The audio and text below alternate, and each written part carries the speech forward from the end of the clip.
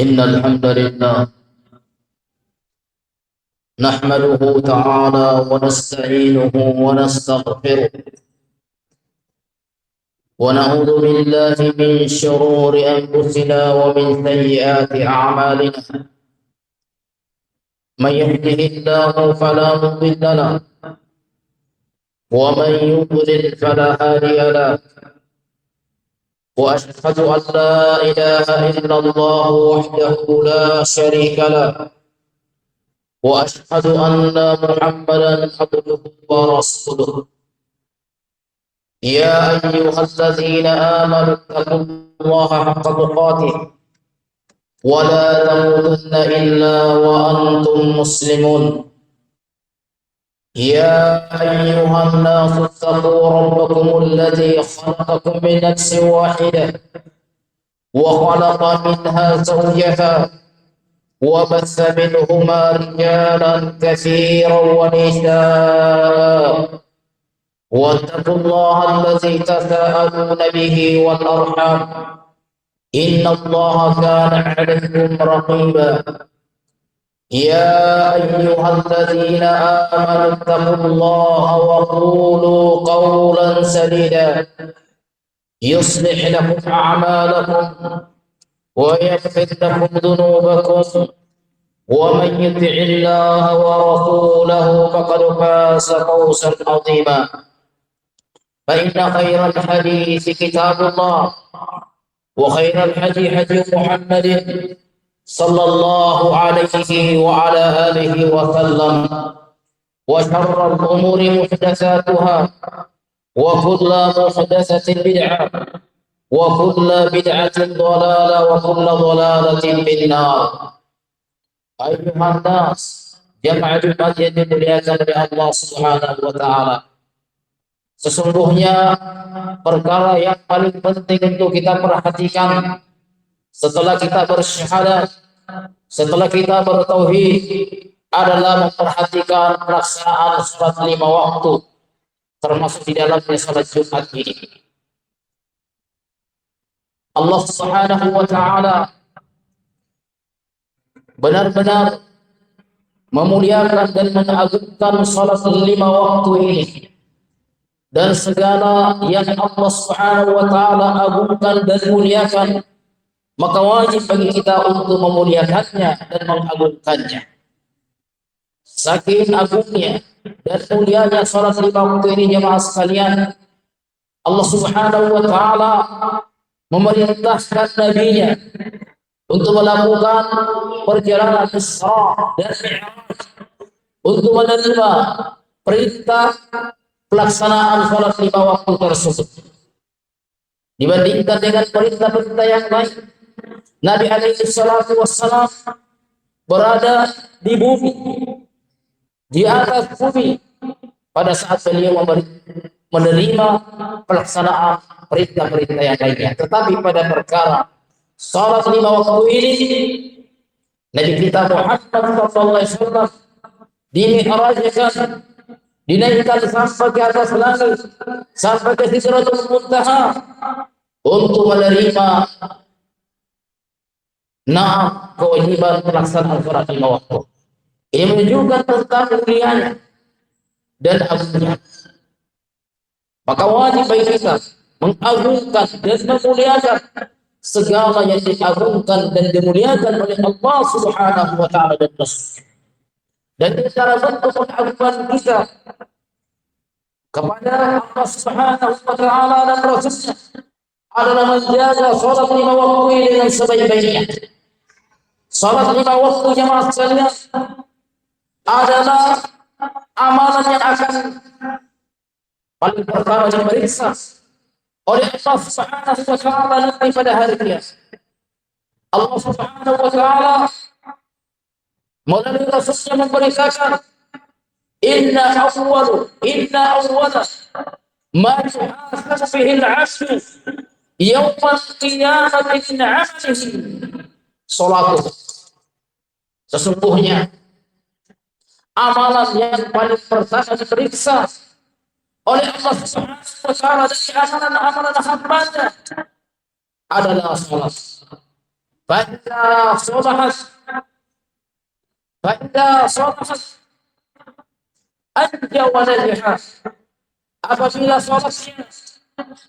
sholatnya benar, baik, maka dia termasuk orang yang selamat. Nah, jika sebaliknya, jika ternyata sholatnya dijumpai rusak, maka kata Nabi alaihi salatu wassalam, khaba wa khasira, maka sungguh dia benar-benar orang yang merugi. Maka perhatikan jemaah sekalian, jangan sampai pada saat pemeriksaan amalan kita nanti pada hari kiamat ada amalan salat kita yang cacat. Kalau kita pernah meninggalkannya dan belum bertobat darinya, khaba wa khasira, maka akan rugi orang tersebut. Dia akan sengsara, dia akan celaka dan akan merugi. Bagaimana tidak? Di antara sebab-sebab seseorang dimasukkan ke neraka nanti disebabkan karena dia melalaikan salat ini. Allah Subhanahu wa taala berfirman dalam Al-Qur'an dalam surah Al-Mudaththir, memberitakan ketika para penduduk neraka ditanya, "Ma salakakum fi saqar?" Apa yang menyebabkan kalian masuk ke dalam neraka saqar ini? "Ma salakakum fi saqar?" Apa yang menyebabkan kalian masuk ke dalam neraka saqar? Qalu lam nakum minal musallin. Mereka menjawab, kami dahulu tidak dalam turunus orang-orang yang menjaga salatnya. Perhatikan jemaah sekalian, ya alangkah celakanya dan alangkah ruginya ketika di akhirat kelak ternyata kita termasuk orang-orang yang tidak perhatian terhadap salat. Datang salat Jumat, ngobrol di luar, padahal sudah mendekati waktu. Bahkan yang lebih parah lagi, khatib sudah di mimbar, masih santai, masih ngobrol. Bahkan ada di antara kita ini saking kurangnya perhatian kita terhadap sholat, nanti di komat baru kita bergegas-gegas seperti berwudu. Wala haula wala quwwata illa billah. Allah Subhanahu wa taala berfirman dalam Al-Qur'an, "Fawailun lil musallin." Celaka mereka, orang sholat celaka. Siapa mereka itu? Alladzina hum an salatihim sahun. Mereka yang masih lalai dari salatnya. Di antaranya kata para ulama bentuk kelalaiannya, mereka mengakhirkan salatnya asli. Nah, dia tidak salat zuhur kecuali sudah masuk waktu asar. Dia tidak salat asar kecuali tidak masuk waktu maghrib.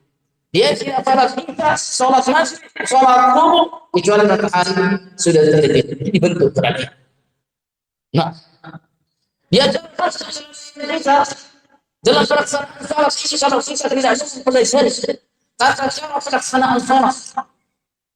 Nah, jangan sampai prakteknya tata cara kita salat masih yang itu yang kita lihat dari orang tersebut kita.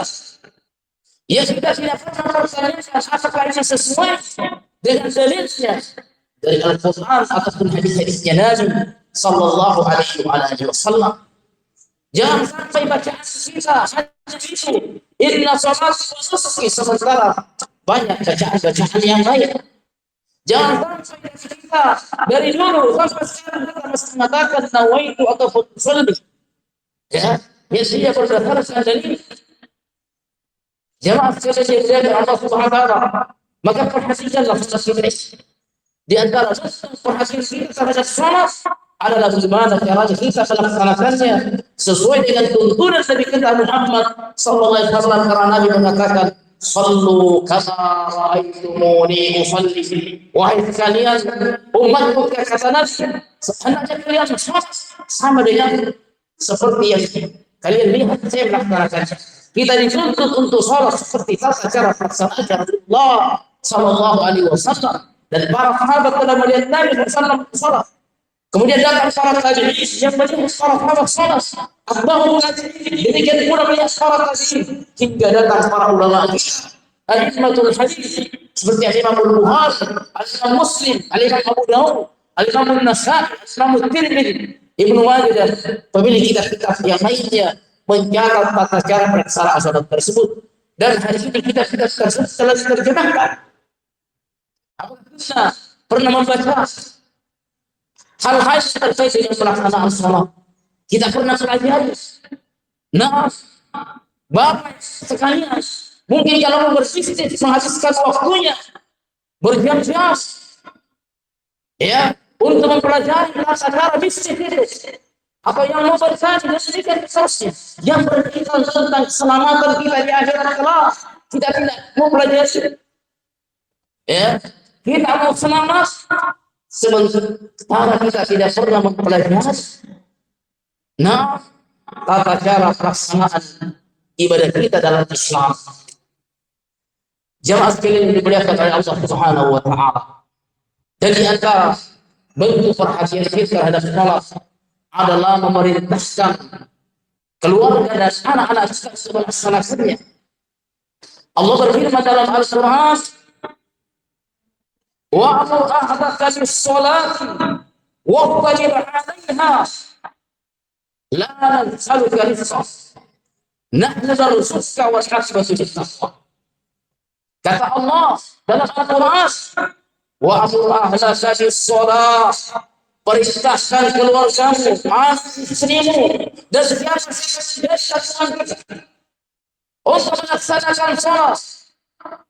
Bukan sampai di situ, Allah katakan tersedar, wasbir 'alaiha, kalian sungguh-sungguh berkata sungguh-sungguh dalam menjalankan perintah salat dan dalam menjalankan perintah untuk memerintahkan anak dan keluarga kalian.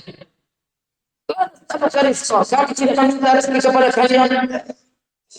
Nahnu narzuquka, kami yang menjanjikan rezeki kalian kata Allah. Wal aqibatu lit-taqwa, dan akhir kesudahan yang baik bagi orang-orang yang bertakwa, orang-orang yang menjaga salatnya sekalian. Tidak ada yang terlantar. Orang-orang yang dikenal orang tuanya saleh, orang-orang yang baik, anak-anaknya dibenarkan, tidak ada yang terlantar.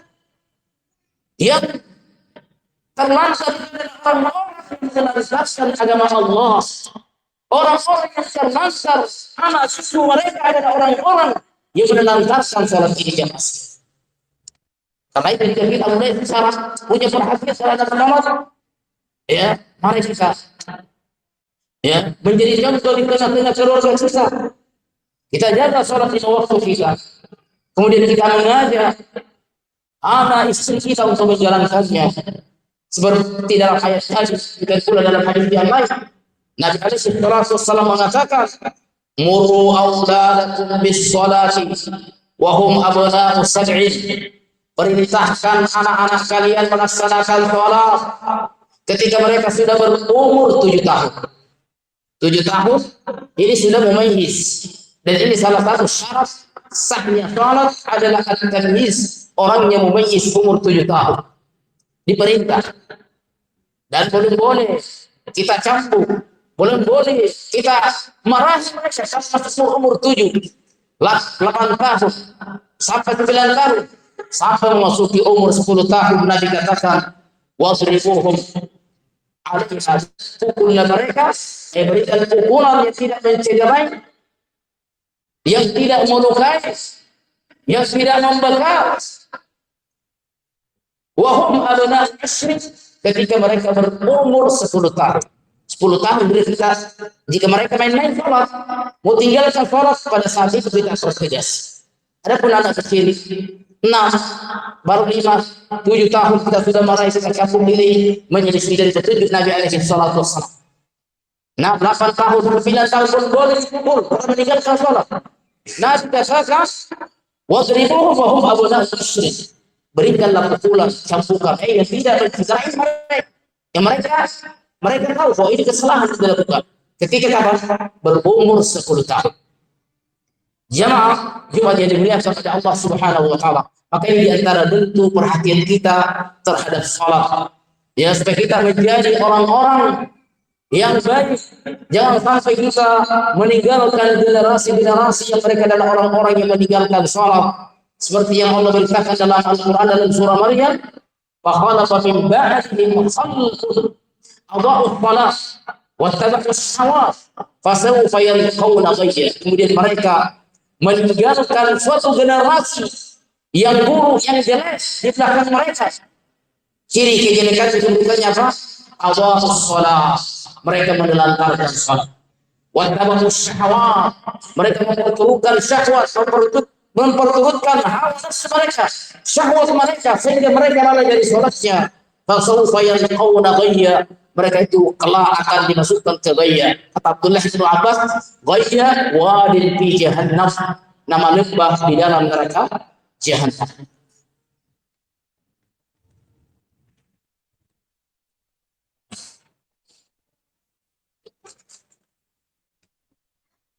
Alhamdulillah, wassalatu wassalamu ala rasulillah wa ala alihi wa sahbihi wa sallam, amma ba'd. Saudaraku yang dimuliakan oleh Allah Subhanahu wa taala, apabila kita mencintai keluarga kita dan anak-anak kita, apabila kita menyayangi mereka, maka ajaklah mereka salat. Bangunkan mereka kalau mereka sudah waktu salat. Nah, saling ta'awun, saling bantu membantu dalam ketakwaan Allah Subhanahu wa taala. Jangan sampai perhatian kita kepada anak-anak tersebut hanya sebatas pada perkara dunia.